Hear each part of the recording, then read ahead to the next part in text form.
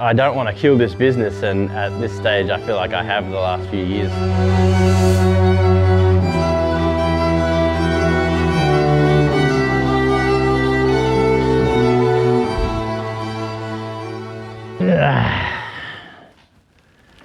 All right, this is a bit of a video that's been a long time coming that I've been putting off for a while, but it's time to address some things that I've kind of been lingering in the background with the business as a whole. Some truths, some upsetting things, and some just realities of where Keep Reet is at the moment. Some things relating to my personal program, and some things relating as the business as a whole. And this is a little journey on basically the last 2 years and me being in America, buying the factories, just touching on a few things that kind of get us to this point right now, but the reality is we're not in the greatest position. So things are going to change.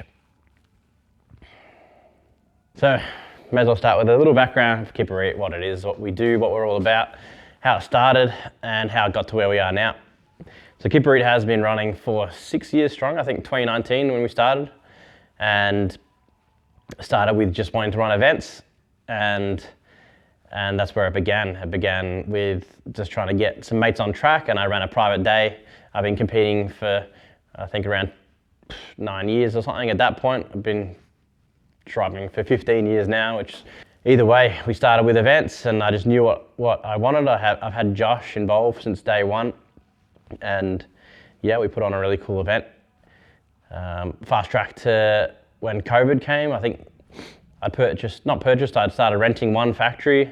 Yeah, had been running events almost once a month or maybe every second month. The FND, Friday Night Drift idea, had come about. We were getting around 2,000 people, which was amazing. I'd quit my day job as a cabinet maker and come in full time.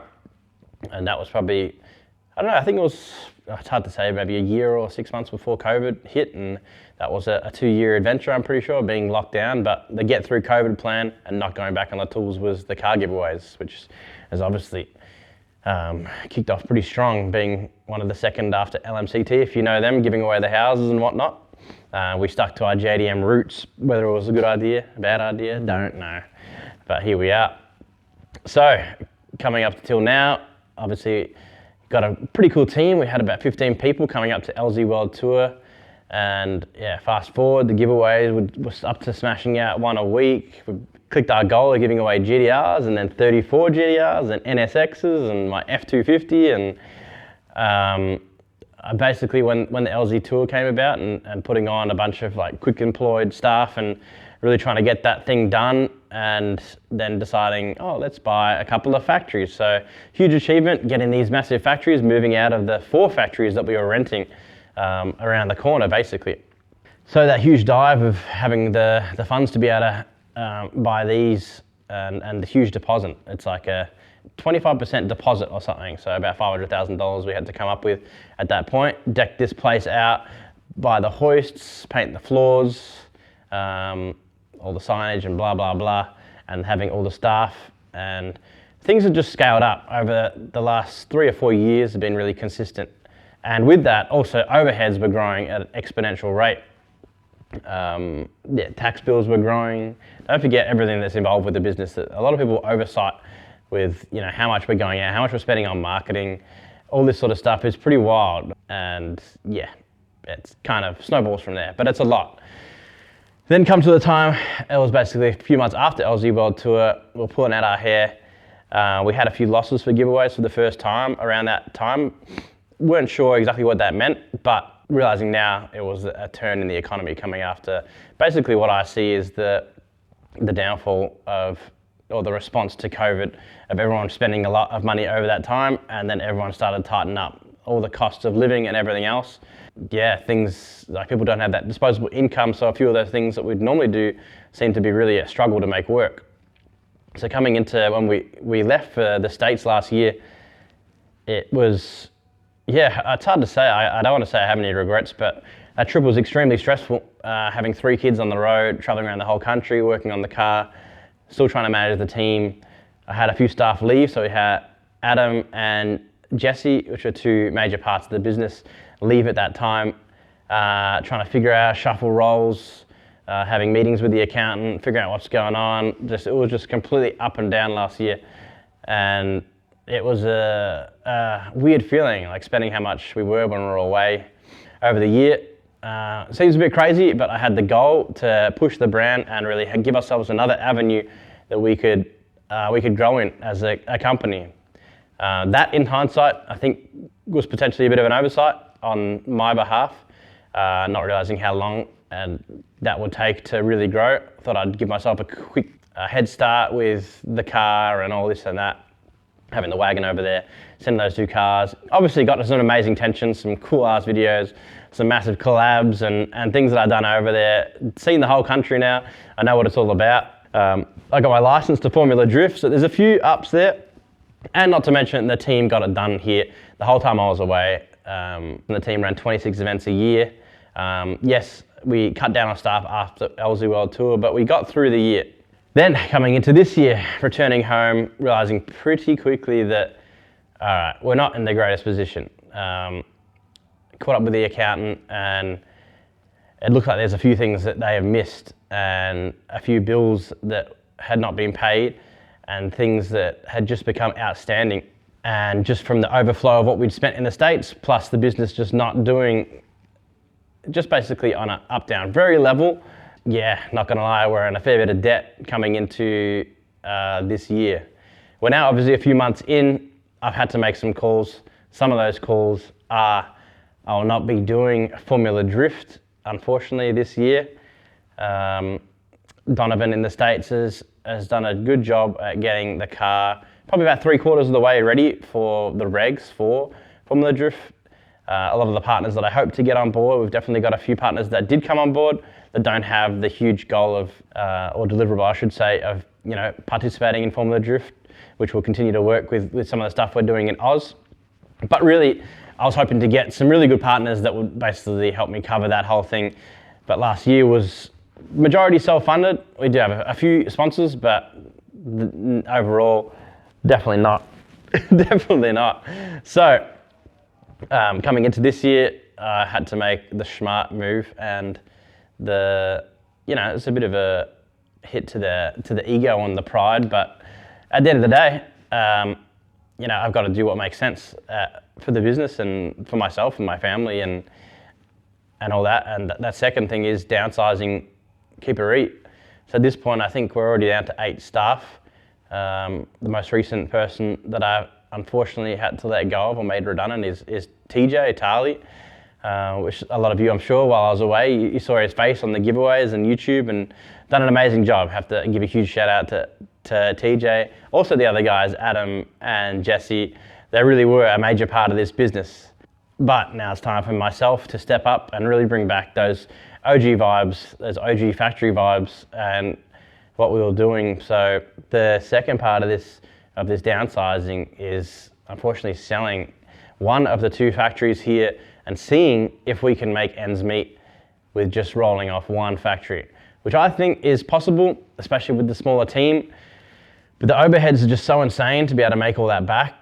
It's just, we've just been this year, been an extreme steady decline where we're not paying off the debt as consistently as we'd hope.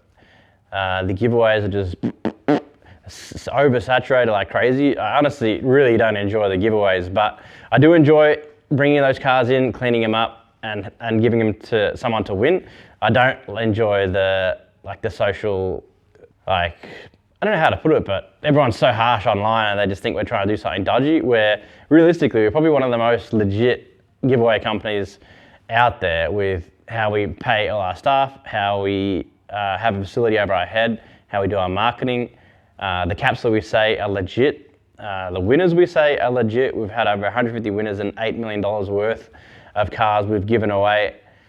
And every one of them is said and done in the most legit way I could possibly say. And seeing what some of the other companies out there are doing and saying, and it just kills it's killed that niche of being able to make giveaways work. Not saying I'm gonna kill giveaways, but I've definitely thought about it. I just got to figure out a way to make it work, and one of the biggest things is just cutting down these overheads right now. And it's a hard truth, hard pill to swallow, but it's honestly just the reality that we're in. And I can't call myself the most amazing business owner. A lot of this is self-taught. I dropped out of school when I was in year 11. I always had huge ambitions and been a bit of an entrepreneur, but the ADHD brain is always working at a million miles an hour, very reactive to things and just looking at the next thing, how can I improve, and trying to chip away. A lot of the roles are passed on, like, the website, everything. I'm really out of the loop at this point, honestly, but the team I've got is amazing, and it's great to see what we've achieved at this point. Yep, so that's basically it. I don't want to kill this business, and at this stage I feel like I have the last few years, and it's such a cool community and such a cool vibe. The goal of really pushing men's mental health and being a space for the community that everyone can feel a part of and express themselves like the way I did. Like, I never saw myself being in front of a camera, and like, if I looked back, there's actually funny videos of me being in front of the camera for the first time, and if I look back till now, if I showed myself some of the videos of how confident I am in front of a camera back then, I'd just be shocked, I think. Just being able to be myself and basically talk to the camera like I'm talking directly to you, the fans and the people that support this business. It'll be a shame to have to shut this down, but I've really got to really just be honest and let you guys know this is the position we're in, and we've got to figure out something to keep it going. At this stage, it's going to be cutting down. We're going to play it out with this second factory. We might have to do a shuffle and hopefully I can keep as many staff that I can on. The next phase of the downsize will be potentially just honestly selling our house and selling this factory and getting a house a bit further out and work out of that. I know that that sounds like a pretty cool thing, which is probably something we should have done a while ago, but it is what it is. Like, it's been a huge achievement to make this happen. If we kept on growing the way we were, this place would be absolutely perfect. I could have 5 people in the workshop smashing out builds, doing cool stuff for sponsors, and maybe getting the Reet race done, smashing out events, back and forward to the States, competing in Formula Drift, this and that. Yeah, I mean, yeah, it is what it is. The economy is at a bad point right now. We've got to ride that wave until things pick up. So, smart move now. No Formula Drift. I'll do some cool stuff that we've got planned here this year. We're still trying to build V3 with the help of the sponsors and new partners that we'll have on board. Make this factory make sense, hopefully for as long as possible. And it's just going to be myself and James down on the tools here. Road tripping around, doing the usual, trying to vlog as much as we can. We're keeping up 1 video a week for you guys. Yeah, I don't really know where else to go with it. We're going to do a few promotions. I got to get rid of a few cars is probably the next thing on the list. I think the first one will be getting rid of the 33. That's an OG car, which is the first car that I got after selling the first version of the wagon, which is the 31JZ Wagoon. I'll probably try and drop it when we drop this video, but we've still got a little bit of stuff to do with getting an engine back in that and a setup that's pretty premium for someone to win. And the idea is that will be like a nice cash injection to help us do the renovations to Factory 1. So I'm going to do it a little bit differently with the way we do it. So it's going to be $50 entries, and it's going to be capped at 1,000 people. So that's basically $50K to pay for that car, which will then inject straight back into running costs, overheads, and just trying to shuffle everything into this factory. Renovations, demolition, and refitting hoists, painting some floors, keeping this place still looking nice, so content's good. Yeah, we'll see how things go there. I got to figure out a few other of the cars if we get rid of, maybe the AU Ute or the Trovo, or I'm not sure. There's a bunch of YouTube cars and cars that we just don't need to be storing right now or keeping. It just doesn't make sense. I want to focus on the competitive cars or the good Kess cars, just like the 32, 34 and V3 WAGs. I don't know if I can keep the Japan cars or not, so maybe you do a giveaway one of them or bring one back and give it away. Let me know thoughts in the comments, or just honestly, Like the biggest thing for us as well is just support in little ways, like liking, commenting, supporting what we're about, like subscribing to our channel. I don't really know what else. Like it's crazy how much people oversight how much it takes to run a business and be in the social space and being in front of the camera, and how many little videos we've got to do daily just to be relevant at the end of the day. It's crazy. And like just the time it takes to manage a team, it's wild and it's been a journey, but smalling down on the overheads and the costs to run this business and make it make sense and be more of like a relatable vibe to you guys watching at home. As for the stuff that we're doing in the States and the barrel wags, I'll be going in a few weeks to check over that car, unfortunately and annoyingly right before Atlanta round, which would be gangster to do, but I've got to take the car to Haltech and they'll be putting in a link ECU for me. Funnily enough, shout out to Haltech. It's been weighing on me a lot, and getting this video done has been stressful. Like, you know, I hated it, but I want to be honest and truthful. I hate being like, oh look, I got this and we're doing so good, and you know, it's just the way of, I guess, social media and posting, you know, trying to look like something that you're not. But realistically, everything that I post, I try and be down to earth, and this right here is just the reality of the situation. Yeah, that's some of the updates on what we'll be doing this year and how we'll be changing to keep it Reet alive. So once again, any support, if you want to jump on that 33 giveaway, you want to buy yourself some merch, you want to turn up to our events and just support that way, whatever it is, yeah, we'll push through. Really hope that we can get through this and continue this brand. And yeah, we'll see you on the next one, I guess. So yeah, thanks guys for watching.